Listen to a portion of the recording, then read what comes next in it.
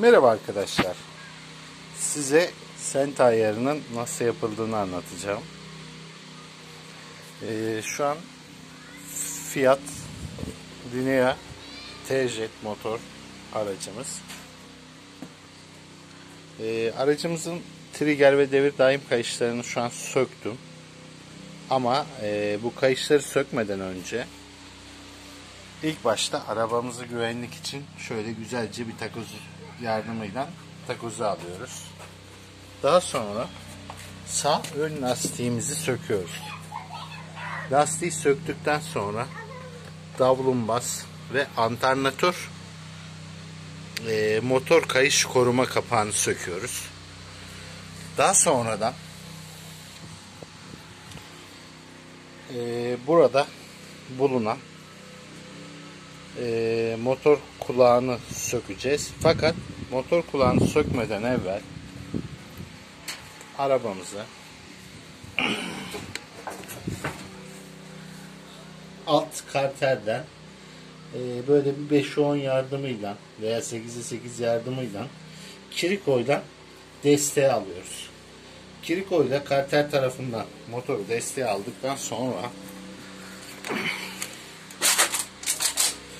trigger kayışımızı sökmeye başlıyoruz. Ama kayışı sökebilmek için öncelikle buradaki motor kulağını sökmemiz gerekiyor. Motor kulağını takozu aldıktan sonra motor kulağını söküyoruz. Buradaki koruma kapakları, plastik koruma kapakları var. Bu plastik koruma kapaklarını sökülmesi gerekiyor ve bunları söktükten sonra bir de altta da var.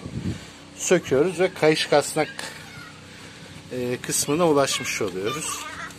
Kapakları söktükten sonra benim aracım klimalı ve yağ soğutmalı olduğundan dolayı şuradaki yağ pompası ile bu taraftaki klima kasnak klima kayışlarını sökmemiz gerekecek. Klima kayışını şuradaki gergi rulmanının yardımıyla söküyoruz. Buraya 13 bir anahtar koyarak bastırdığımızda kayış kartısına sökebiliriz. Gevşetebiliriz ve bu sayede kayışı söküyoruz. Diğer taraftan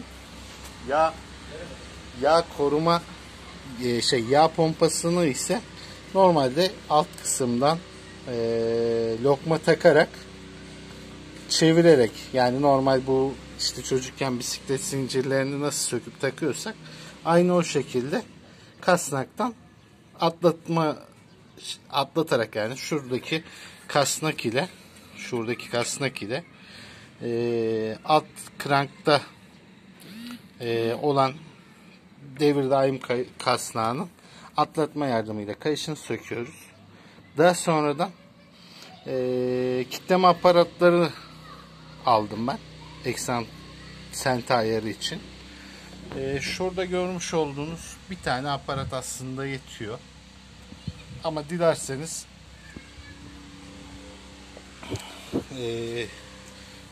şurada olması lazımdı. Şu altta bulunan krank kasnağını da şu şekilde koyarak şuraya vidalayabilirsiniz. Ve bu sayede sistemi kilitlemiş olursunuz. Rulman kasnağın üzerinde işaretler de var. Ben de ayrıca işaretleri aldım kendime göre. Bu işaretlerle bakalım